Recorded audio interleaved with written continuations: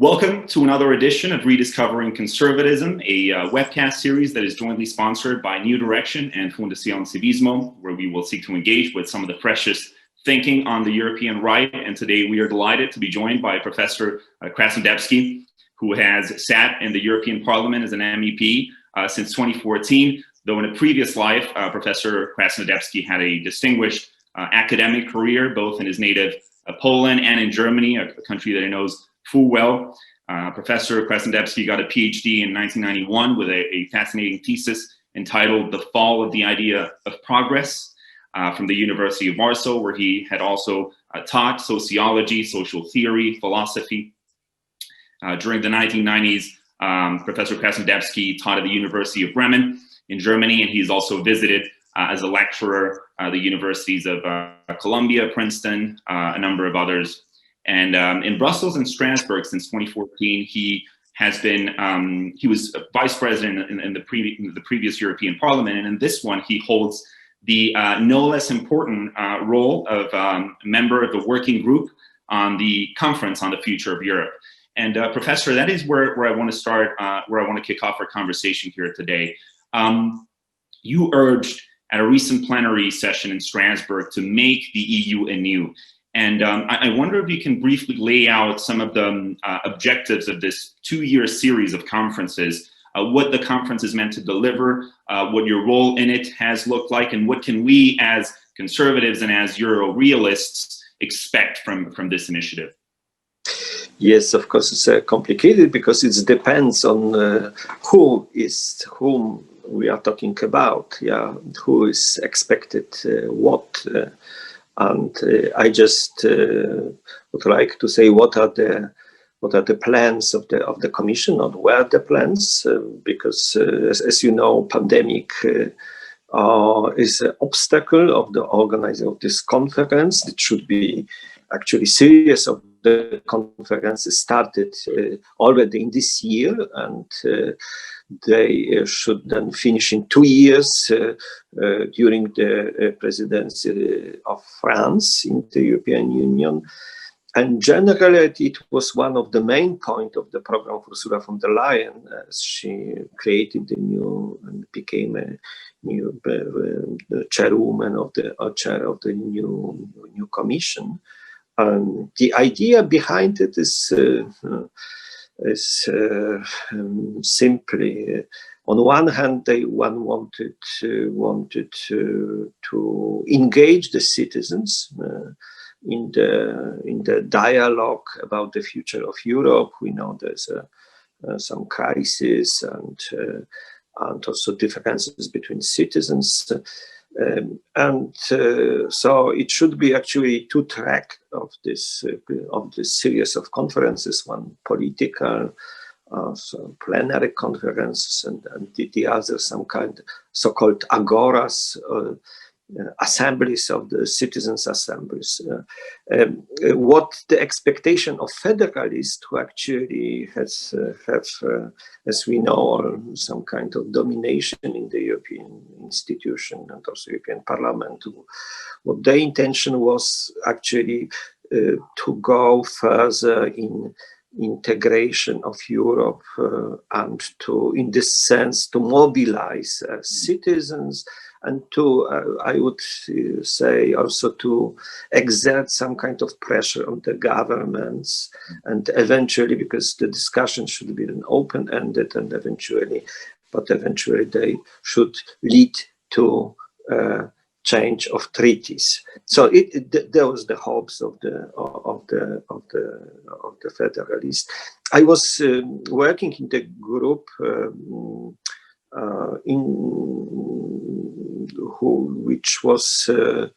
which was organized by, which was proposed by President Sassoli, representative of the different political groups, and we actually in this working group we discussed in the end of the last year the organization of the conference. But also in reaction to this idea, we decided also to create own working group in our political fraction, in ECR group, And we had some discussion, what can we do as a conservative and, in Europe in order that our voice would be also present in the discussion, that we can also propose something what would be probably a different vision of Europe. So I would say there was a lot of skepticism on the side of my colleagues from ECR group, of many citizens which we represented. We represent because they think that this conference, even in the principle, should be pluralistic and open-ended. Actually, is a plan to go further with this kind of integration, about which we are quite critical. Sure, and it's really great, Professor, and I appreciate you giving us that sort of inside look into some of the workings of the conference. This has obviously been, as you said, hailed by the Euro-federalist segment of the European Parliament and of the broader opinion of the EU as a great opportunity to you know, as a sort of a leap ahead in integration. And it's great to see that the conservative or the Euro-realist sensibility is going to be heard as part of the workings of this group through your work in it. So we appreciate you giving us that sort of inside look. I want to shift gears. May I also add to this? So I just that of course we also started in Europe, also in my country. I don't know how it's in Spain or in the other countries. Start to discuss this topic, and among Euro realist and conservative, and with the questions, what kind of Europe, what kind of union we want. And even I must say that on our side, there are two visions of this, of this future, of the adequate to our conception and our vision, Europe and Union are. As on one hand, there is a very minimalistic concept, you know, some kind, like our British colleagues always were proponent. That means we should collaborate mainly in the economic sphere, free trade, and so on. But on the other hand, there's also a different kind of approach, which is probably now more realistic in the sense that really refers to the sentiments of many people, even the people with Europeans who are conservative, who are attached to national tradition, to Christian tradition, and so on. That means a different kind of union. And as a kind of the experiment, we with some colleagues, and main person was our Belgian colleagues, professor of history, who moved to Poland. We proposed a new preamble to future constitution of Europe. And this Europe, what we now, this vision, which is of course not very concrete, we called it Union or Confederation of the European nations. So it's more, I would say, something which actually has to show that that the accusation which we sometimes hear from our liberal or social democratic or Christian democratic colleagues, that we won't go back to the nation states, you know, egoistic nation states which fight each other, which are only concentrated on very local nationalistic concerns. That this accusation is false. We are, I would say, you know, we conservative, we are true Europeans, because we love Europe, we love heritage of Europe, and really diversity of Europe, diversity of European nation and their culture. So it's and I think it is the position we should defend. Our position as a really true Europeans against those who actually hate Europe, real Europe with its heritage, its history, its past and present. Well, that's incredibly useful, Professor, and it's sometimes these are the sort of differences that can get lost out in the media coverage of these debates, and I really appreciate you delving into some of the granular level of the differences that we may even have among conservatives and Euro-realists, and how we may even among ourselves differ in how we see European integration. And as you said, it's a very handy argument that the federalists can make against us. And I famously, Guy Verhofstadt is very fond of saying, the era of the nation state is over, and we certainly may believe in the sovereignty and the relevance of the nation state, but we got to be able to offer a positive vision of what it is that the EU should be doing. So I appreciate you giving us that kind of view. And I want to shift gears, Professor, here to another set of issues where you've been very active working in the European Parliament, which are the defense and security set of issues. And you've been the rapporteur of a European Parliament report on the so-called European Defense Fund. And I wonder, just generally, what role do you think the European Union can play, if it has played any role, or what role should it play in building up the defense capabilities, the military preparedness of European nation states? And then shortly after, I'll shift gears to Poland, the situation of Poland specifically. But what is the European Defense Fund's role in building that sort of military preparedness? Yeah, you see, we conservative, we are not utopian, and we know that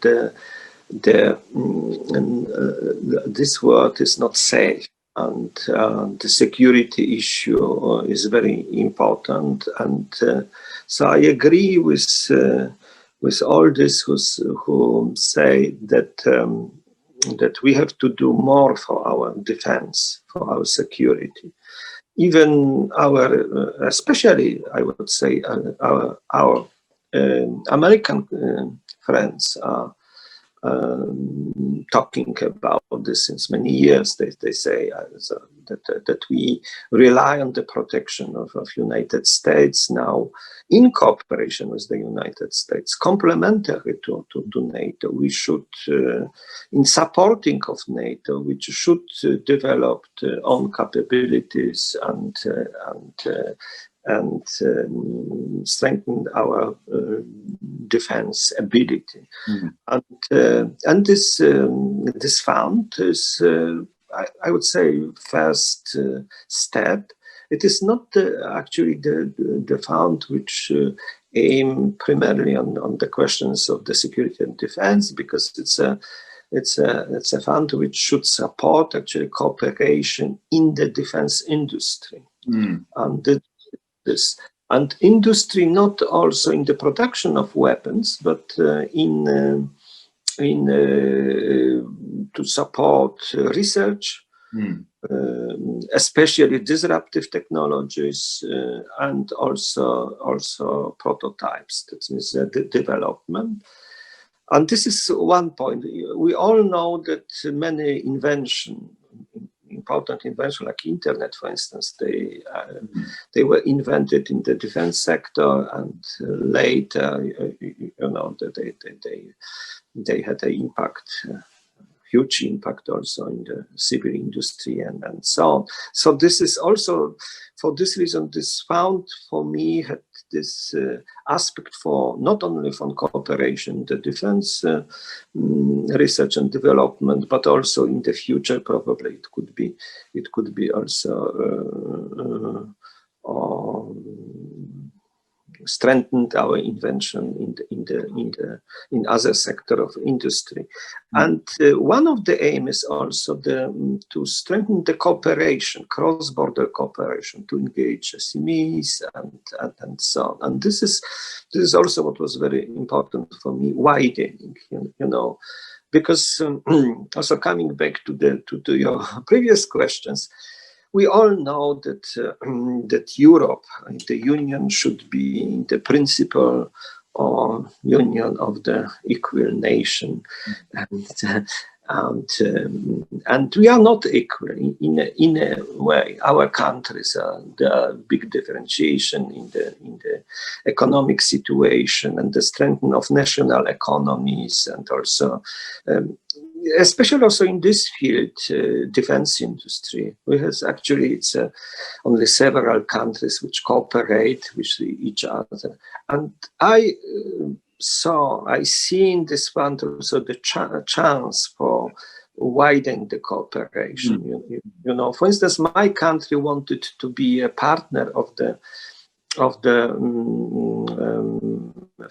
French and German company, in, of course, modest partner, in this project of the construction of the new tank for Europeans armies, for national armies, which was very important.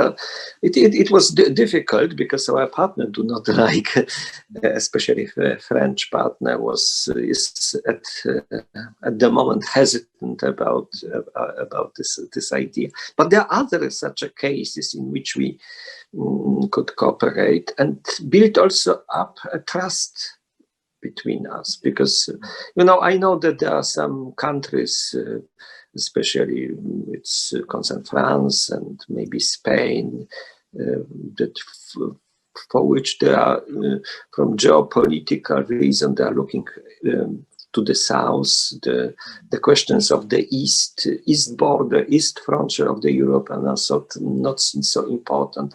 But actually, we have to learn from each other that it is that all this problem are our problem, European. South and the east and so on, and also the questions, of course, in the future, more autonomy. Some of my colleagues are talking about strategic autonomy of Europe. I think it's quite now it's rather a political fantasy than the reality, but it should be some sectors, some realms, some parts of our industry that should be considered as a priority, and it should be not so dependent from outside. It concerns energy, but also telecommunication, for instance. And we have to be prepared to the world in which there are neo-imperial tendencies and some of this post-imperial also, like Russia, they are quite aggressive, and we know now what happened in Belarus and how difficult the situation there is. So, but as I say, this fund, European Defence Fund, it's a first step to and cooperation, especially in of industry. Sure, and that's a very useful way to frame the work that you do and that you've done as a rapporteur of this report, and certainly it's heartening to hear the positive role that the EU can eventually play through mechanisms like the EDF to build up our defense preparedness in a world where we can no longer take the American security blanket for granted, it's really funny you mentioned that in those terms, because we tend to call ourselves, and ECR certainly uses this label a lot, as Euro realists, and realism also concerns the foreign policy space and being able to realize that the world is not it's not safe, and we need to act on that basis. But I want to zero in here for a second, Professor, on Poland specifically, which has been on the news in the sort of the defense and security space earlier in the summer, President Trump announced that he was relocating, I believe, 1,000 troops from Germany to Poland as part of a larger troop redeployment. I think some other countries were also benefiting from this redeployment. I believe Italy and Belgium, but Poland was a major beneficiary. And when this happened, it was hailed as a sort of a way to reward Poland, which is a country that has taken its defense responsibilities more seriously than other countries in the Union. It's one of the countries, along with the Baltics, that is closest to hitting or at the 2% mark for NATO defense spending. And I wonder what role can a country like Poland, which is geostrategically very relevant for a number of issues, some of which you've just described there with Russia, but what role can a country like Poland, the state and the private sector, play in luring and urging other countries to beef up their defense spending? Is there a role that Poland can play here on this issue? Yeah, I think that as a general, if we look also, and these questions about security and questions how we should we spend more for our defense and so on, and we look back in the some years that let's say last 10 years, that in many cases my country was right, whereas our partner, who was sometimes were very critical about our position, and accused us of, let's say, Russophobia, for instance, or some kind of hysteria, and so on. They were wrong. They were wrong. So this is one against to this idea to be realistic. It means to look at the world. How is it? And you probably remember there was a time also in NATO and generally in Europe, but also partly also in the United States. There was the idea that especially in Europe we do not need strong armies, because what we need is a small, very specialized unit to intervene in the world, let's say in Afghanistan and so on. And actually there is no danger of the big war in Europe, and even I would say the previous Polish government, which was liberal government, thought in this way, and actually reduce our numbers also. What I mentioned, tanks, that everybody said, well, why do we need this kind of equipment? And there's no need anymore in Europe for such a kind of equipment. And it's changed a lot since Ukraine crisis, you know. But before Ukraine crisis, we had a Georgia war forgotten. We had the Balkan War, what also shows that all this dogma that there is no possibility of the war in Europe is wrong, because even now we have a war on the border of eastern border of Ukraine, which is a part of Europe, and we have Nagorno-Karabakh and so on. And so current government and Polish conservatives from this means decided, of course, to strengthen the Polish army, and that means that for us this 2% of our budget for GDP for defense, it's actually rational, it's minimum, I would say. And so we make a big effort to modernize our army, and our more reliable partner is United States. And I know that some of our French friends were annoyed that we did not buy some, equipment from France and so on. But in some respect, our assessment of the situation, also of the situation in terms of security, is much more similar to American one than to the French one. And this is also one of the problems of Europe. Maybe we can create in future on such common view. I would actually appreciate this very much. So I think if you ask about the role of Poland, the role is make the other Europeans more sensitive to these questions of security, of that there is to destroy some kind of illusion or to deconstruct some kind of illusion concerning Russia. Sometimes I hear from my conservative colleagues from other countries, you know, especially France. I don't know how it's in Spain, how it's but in France it is very, very, very often that they think that Russia today, President Putin is defender of the tradition of the Christian values, and you see, it's for us in Poland, Vladimir Putin is only a continuator of the tradition of the Russian despotism, and it had nothing to do with what we think about this traditional values, family, nation, God, and so on.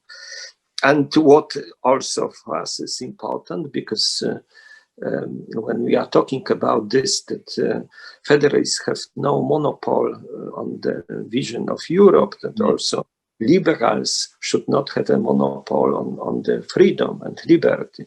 We conservative, we actually fight for liberty, understood better as an abstract individual or liberty of so-called negative liberty, which we are talking about liberty of nation, of the groups, and base of some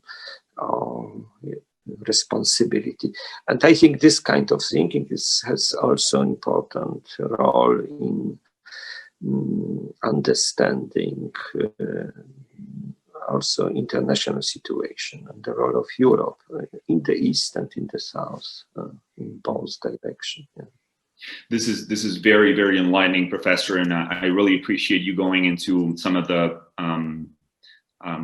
intellectual, some of the arguments underlying here, the question of defense, and how you've framed Poland's role and the thinking that underlines Poland's strategic posture as being anchored in first of all the understanding that there is a threat to the East, and there's also the responsibility for European nations to commit to deliver on their NATO commitments, and this is really important for our audience to hear, and I appreciate you framing in those terms. I wonder if we can turn maybe to the issue of demography, where I know you've also been very active. You've the ECR party has a working group on demography, intergenerational, and family policy, where you've been a co-chair. And earlier in May this year, this working group, where you're a co-chair, produced the gloomily titled report, Europe's Demographic Winter, where you have a preface there, which is also very gloomy. And I wonder if you can maybe just speak generally to what you're trying to what you're working on there on that working group, and also there's also, I'm really glad we can get to talk about demography, because that's another example of an issue where Central Europe, countries like Poland, and Western Europe are speaking on totally different levels, right? It seems like whenever we speak of demographic decay in Western Europe, immediately people will bring on the issue of immigration. We need to import labor. We need, and that essentially ties into the argument around multiculturalism. And Poland, a country like Poland, has a totally different approach, right? Can you maybe speak to some of the pro-family policies that the government in Poland has been implemented recently, and how does your working group view the necessity of having a strong pro-family policy as a way to stem the demographic decay of Europe?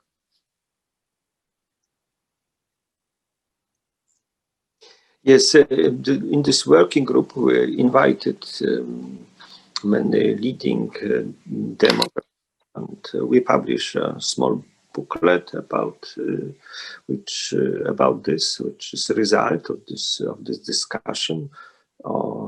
And some of them argue very interesting why immigration is not a solution and cannot be a solution of our demographic problem. And this problem are severe, so very, very, very, very important. And because they are long-term problems, then nobody actually is trying in politics tackle this problem, especially even there was a many announcement that also European Union will, or the European Commission will at least take assessment of the situation, make assessment of the situation, but it's never happened. And why it's so dramatic? Yeah, because of very low birth rate, of course, but also, for instance, what is almost totally neglected as the result of inner European migration. You know, according to demography, there would be only half of the population of Bulgaria in 2015, because it is especially, we can especially see this in the Eastern European country. It's also connected with it. It's a brain drain. You know, that we have a very paradox situation that many educated in Poland doctors are working later in so-called West, in Germany or France, especially in Germany. So actually, we country which is not so wealthy as Germany, we educated, you know, personnel for German health system, and the same is about Hungary and so on. So it's a we are talking about Europe, and one of the achievements is mobility of the Europeans, but this mobility is always, almost everything has also negative aspects. And now what we can change, maybe one word, why immigration is not solution. Yeah, it's just, there are some demographic reasons what is not solution, but it's of course, there's some limited capacity to absorb immigration. We know now what happens in France, for instance. Huge immigration is always connected with cultural change, with building up parallel societies, with tensions, with changing of identity, and also political change. And we are thinking, and I think we true conservative European, that also Europeans have human rights, and one of the right of the people in Europe, of the group and nation, is to stay like they are. They of course are changing historically, but they have right to preserve own language, and culture, and religion, and way of life. And we all remember what was the big quarrel when there was announced by Ursula von der Leyen that one of the commissioners should be commissioner for the protection of the European way of life. Yeah, nobody was wanted. You wonder what they to mean. reformulate. Yeah, it shows how limited our discussion is. So this is why, on the other hand, I would say, of course, there is immigration. There always will be. That some people will live in a different country. This is nothing. There's also always the questions of the cultural distance. You see, in my country, the people do not like to accept the immigration from Middle East, and this is very easy to explain. We have there's no geographic proximity, there's no historical ties, we are not post-colonial country. But on the other hand, there's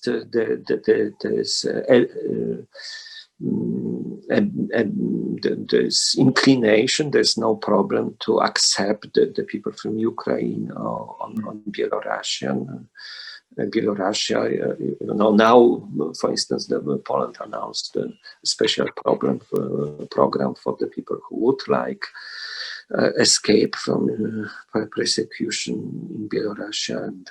they could work in Poland and so. And it should be also accepted, but it is not the solution of our demographic problems. In order to tackle demographic problems, we have to change our social policy. And I think this means this to reconcile the work and the role in the family, motherhood. It should be one of the biggest issue in social policy. And we also have to support families, especially big families. And as you probably know, we started 2015 this program in Poland. This was actually child allowances. This was the first really effective such kind of social program in Poland since the downfall of communism. And there was, of course, met with criticism here in the European Union, in the European press, and so on. But you know, I would say this was in a way innovative to combine to. When we are conservative, then we should be. This is a kind of organic conservatism. We think also, you know, not only in the terms of free market and individuals, actually in neoliberal terms, but we should think also about family and duties, also social duties and of the state. And it was quite successful. Because in changing of the, if you look at all this statistic concerning poverty of children in Poland, it changed a radical situation of the Polish families. But this is only social problem. The questions, you know, we should also rethink the woman question. It's a very important question of the contemporary life. Yeah. Because we cannot be conservative in this sense that we just say there's only one role of the woman, to be in the family and to be mother and to take care of the family, because of course a modern woman would like to be follower, let's say, from Maria Curie-Skłodowska and Angela Merkel, let's say, and. But on the other hand, we have also to contribute to Renaissance, also to the and traditional value, and to make also this role of the woman and man who stay in the family and work from the family and have a children and educate these children as something what should be seen as an indifferent way as it's seen. So I would say also value change is very important. We have to change our way in we think what is really important in life, and I think it is changing, because now I think that more and more people realize how important is not only for nation to have a new generation, but for all of us, how important it is to have a family and children and to how it's important to raise the children, and what important is also this traditional role of women in the family. So I would say social policy, but connected as a combined with this value change, and very important role is of course religion and so on, and also a need to adopt. This is general, I would say. We should adopt our conservative. This should be a modern conservative to the situation and rethink something which are important from contemporary men and women. Sure, and that's a very comprehensive outlook you've just laid out there of the issue, and I really appreciate you. This is really not only about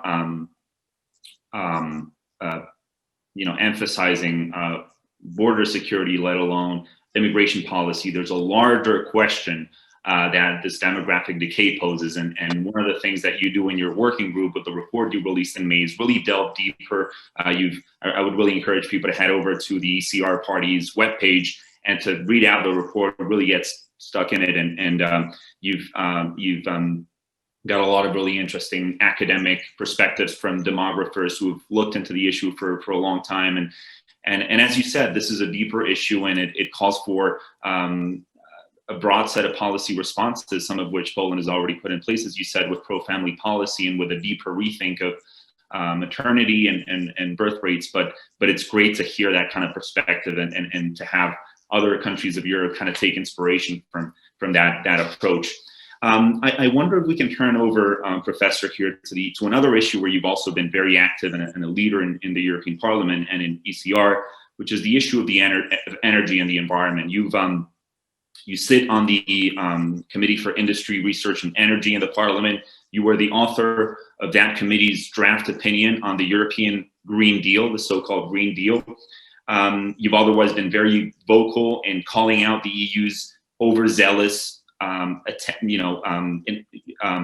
to regulate the climate at the expense of industries, livelihoods, a lot of people who depend on energy generation, and a lot of people who would be put at risk by an eventual by so-called energy transition.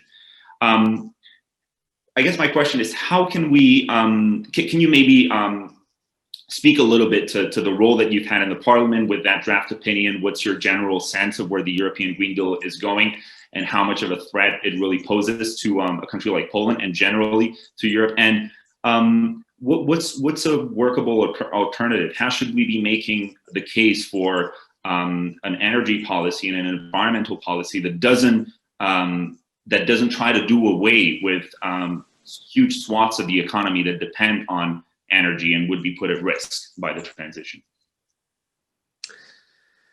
No, yes, as you know, this climate policy is one of the important topics in the European politics and generally, and in a way, it also affects all the other politics, I would say, especially industrial policy, but also, I would say, has important meaning for the institution competences of European institution Commission and so on now, because when we now plan the European Commission plan the zero emission economy in 2050, then that means we have to move in this direction. And sometimes I ask myself if you are not again in the plan economy, that we are planning economy for 30 years, and there's one planning institution, European Commission, and European Commission will monitor the situation in the countries and so on.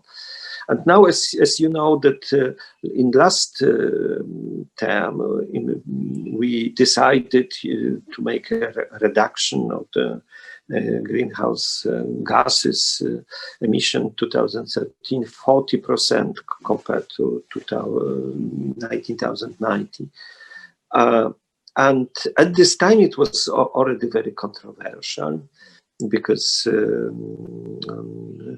many industry, the sectors of industry were said that there's over ambitious targets. And now this commission came with the proposal, to achieve already this reduction of the emission in 2030 by 55%. And if I observe the situation in the European Parliament, there's some kind of the competition between the member of the different fraction who gives more, and sometimes we conservative politician and conservative European are accused that we are populist. But if somebody is populist in the European Parliament, it's these people, because of course they argue under some kind of pressure of, especially younger generation in Europe. This is a Greta Thunberg effect. There's a small fraction actually in European Parliament, the European Greens, but exert a huge influence on the other. And so it's some kind of also moral terror, and this competition actually leads to the situation where there is a lack of realism. And I think we conservative, of course, we are for protection of the environment. Yeah, we are in this sense. We would like to protect a human institution like nation and family and so on, and human nature and human life from conception to natural death. But also we would like also to protect environment, to have a more traditional agriculture, for instance, maybe transport, more clean transport and so on. But I think the discussion is about how can we achieve this, and not to harm our industry, especially now in the situation of the consequence of pandemic, and we do not know what these consequences would be because we are on the verge of the next step of this pandemic. Today we had a discussion with ACER, with one of the European agency, which is about regulation in this field, energy and so, and they were very in presentation quite optimistic, because they said thanks to the pandemic we will achieve the decarbonization goals sooner. Yeah, okay, let's say after 5-10 wave of this pandemic we can achieve even zero emission probably. but it is not the price we would like to pay for zero emission or low emission economy. This is I think the problem, and what we propose, for instance, in my opinion, fit regular committee, and there was actually more cautious way to look at what can we achieve, what is feasible, what is not feasible, in which sectors we can move forward, in which it is not possible. What is a just transition? What for us is also very important, because you see, we can of course say that we have a common targets, but on European level. But it is to say that we should move in the same way. Very different countries, very different starting points, with very different geographical conditions, is just unjust, and this is not very, it is not very, I would say, fair, concerning the questions of the European solidarity, because we know that let's say this is not a country which is a member of the European Union but associated with the European Union. Iceland can use geothermal and without any problems. And I would prefer this also from Poland, but unfortunately there's a geographic condition are different.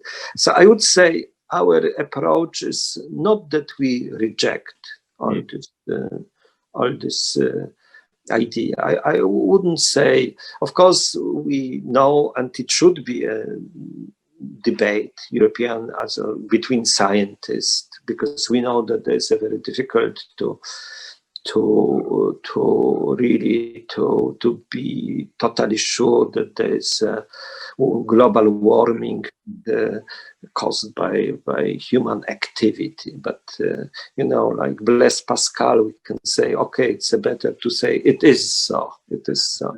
Yeah, but we have to first of all allow open debate about this.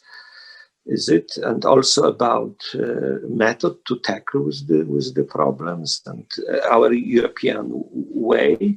And also we have also as a societies as a different goal.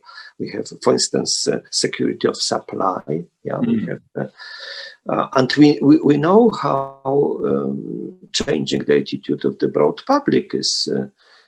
Now everybody, especially in so-called Western countries, is for protection of environment. But on the other hand, the people would like to have a cheaper energy, electricity, for instance. And what will happen if they not have really electricity, and then blackout will come? It would be probably then the acceptance for energy transformation would decline very soon.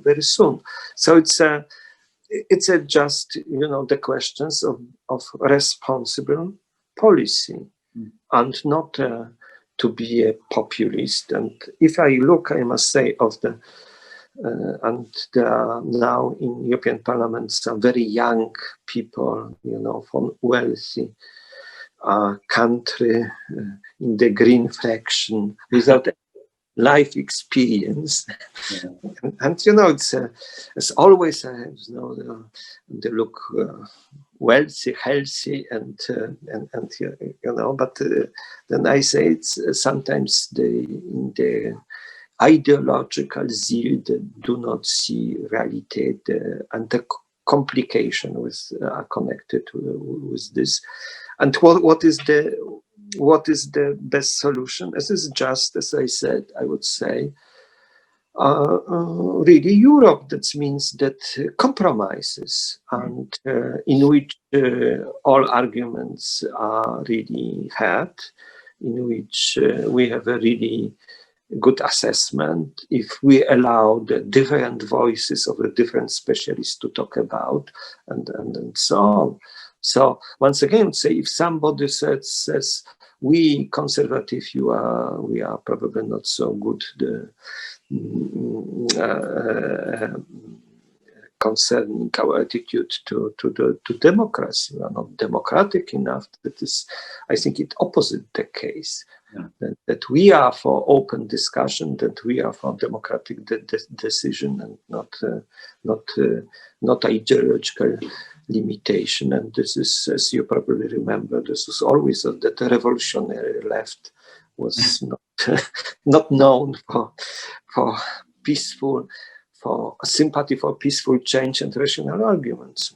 Yeah, and I really like how you turn the tables on the so-called Euro-federalist there at the beginning, Professor, who very often would heap on us the label of being populist, when on this specific issue, as you pointed at the beginning, there seems to be a whole lot of pandering going on their side to a constituency that doesn't really see the environment as any sort of real policy issue that has real life implications for people. And for us to make the case that, yes, we should definitely be making policy adjustments on the margins to tailor to a changing climate, but we should also be caring for the livelihoods of people and also to bring about some more realistic policies than just, as you said, the sort of who gives more kind of dynamic there. And I know that Poland was just announced earlier in the summer that it's going to build up 6 new nuclear reactors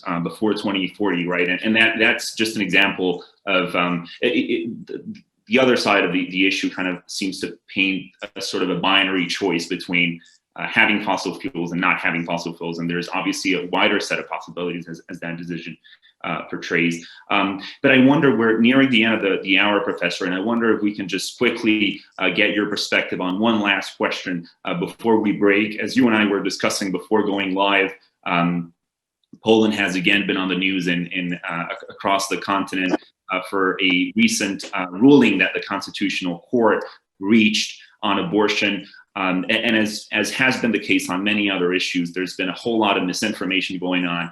People in Western Europe are being fed a narrative that doesn't comport with how the Polish people really feel around this issue. Can you give us your perspective and maybe a bit of a background on how the issue reached the court and what the possible fallout of this ruling is going to be, and what our audience should know about this ruling? Yeah, first, of course, I would say, of course, it's a very complicated problem because in a way, this is also conflict of values. I understand the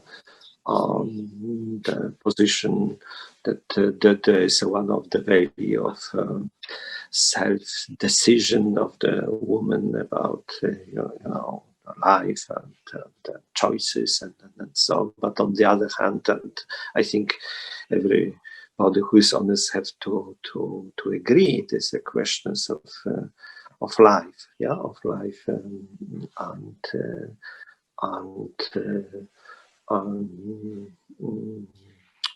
the questions of the right to life, and now Polish society is a split about this, like in many other societies, I would say.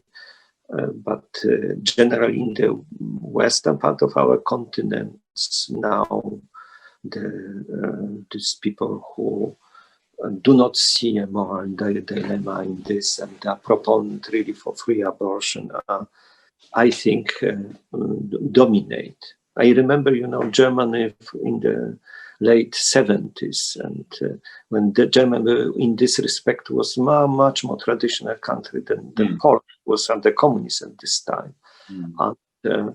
And so on. And there was, I would say, when we go back, different also, I think, attitude to the societies in Ireland and Spain and so on. But first of all, I think a precondition of the rational situation is to say that it is a moral problem, a big moral problem. If somebody said it is not a problem, then there is, I think, the end of the discussion. And we have in Poland, on one hand, the group of the society, and it is also vocal and big group. They wanted in Poland to change our law and protection of the human life because of the eugenic abortion. Yeah. And especially as this is, and once again, I think every honest person will say it is a problem. This is the problem of the children of Down syndrome, which are not ill, which are different, which of course, and so on. And we know that there's now in Poland, I think 90% of all abortion is from justified by the changes in the fetus and pathology of the fetus. But most of these children, 90%, they are Down syndrome children.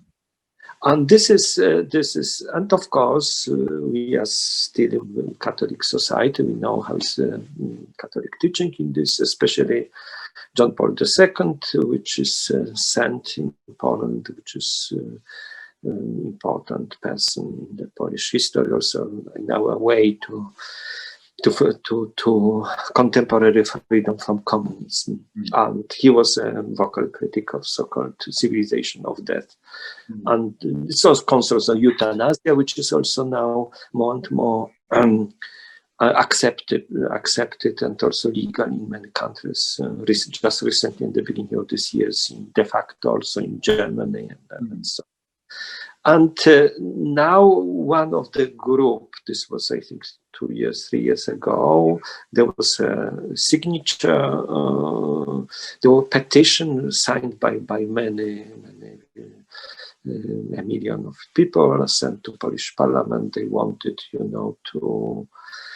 to change the law so that this eugenic abortion will be not, from eugenic reason, will be not allowed anymore. And then, as you probably know, there was a protest. There was even debate in the European Parliament, and so on and so on. And then the thing was, the questions was sent to now a constitutional court. And the constitutional court is obliged to take a position. But our constitutional court hesitated long. And now there was a time to give the sentence on this.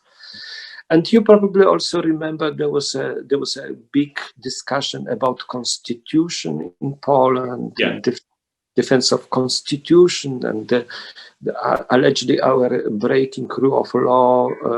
This was that we do not comply with our constitution, and so on. Now everybody forgot the constitution.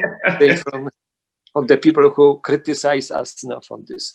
What the Constitutional Court said, he said only this, that this eugenic abortion is not in accordance with our constitution. You can read this, because in our constitution it's stated that we protect the human life from the conception till the natural death. That's all. That means that our critics who criticize our lack of rule of law should be very satisfied now, because but they are never satisfied, because they actually would like, they used constitution only as a tool for political change and the criticism of our government, and because they cannot acknowledge the fact that we have a conservative government in Poland. So they are instrumental. In a way, also they use in this topic, for political reason. And now there's of course big discussion, but as I say, the society is divided. We do not know, actually, I do not know the social polls, so what is the prevailing opinion of the Polish people. I think maybe there were attacks on the churches and on MPs and so. And once again, this myth that with a very vulgar, vocabulary and so on. Like there was a destroying of monuments. I don't know. For instance, there was Ronald Reagan monument in Warsaw was attacked. As why Ronald Reagan? I do not know, because Ronald Reagan has nothing to do to this topic. It's like Antifa in everywhere, or like what we saw in American cities, where sometimes these people are allowed to make the argument or demonstrate the position, but once again it stands out that there is a myth that they are against violence or against for freedom and something, because they are for violence.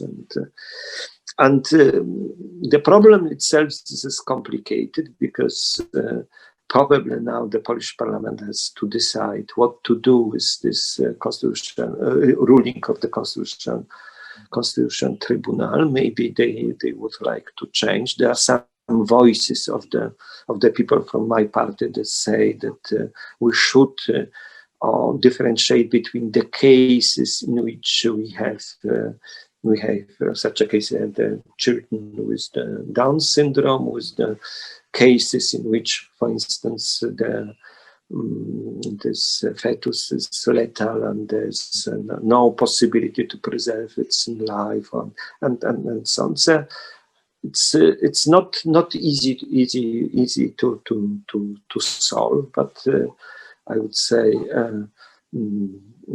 generally I would say that also the nomination of the new judge to the Supreme Court in the United States, where she was also very attacked by liberal press, and so this is the same. But it is a changing mood. I think that everybody can agree that abortion is a very cruel procedure. Yeah, it's a cruel. Also, cruelty when it's somebody who is talking about, and we have in the European Parliament the people who would say, it's a cruel how we treated animals. Yeah, and so this is also the question: should we so cruel treated the human being? And to the end, I would say, in Germany there was a great discussion about, I forgot this. When we produce the meat from the chicken, the male chicken are eliminated in the agriculture at the beginning. There are million male chicken which are. And somebody said, okay, we can develop a method, not so cruel method. We destroy already eye, and the eyes. I forgot the word. Let's say it's so complicated to explain. Yeah. Sure, but it's just the example here. I guess you're trying to draw up is the idea that there's a distortion in the values, where on one side those who would like to have unregulated, free at the point of use abortion are on the question of animal rights. They don't seem to function on the same sort of premises, right? But I really appreciate you, Professor, for allowing us to better understand how the issue of abortion is evolving and how Polish society is grappling with it, and some of the context for this ruling previously. And just generally, thank you so much for answering all of our questions. This has been a very wide-spanning discussion, and I'm sure our audience will really appreciate hearing your perspective. This has been the third episode of our Rediscovering Conservatism series. And again, Professor Krasnodebski, thank you so much for your time and for speaking to us. And we look forward to seeing you all on a future edition of this series. Thank you.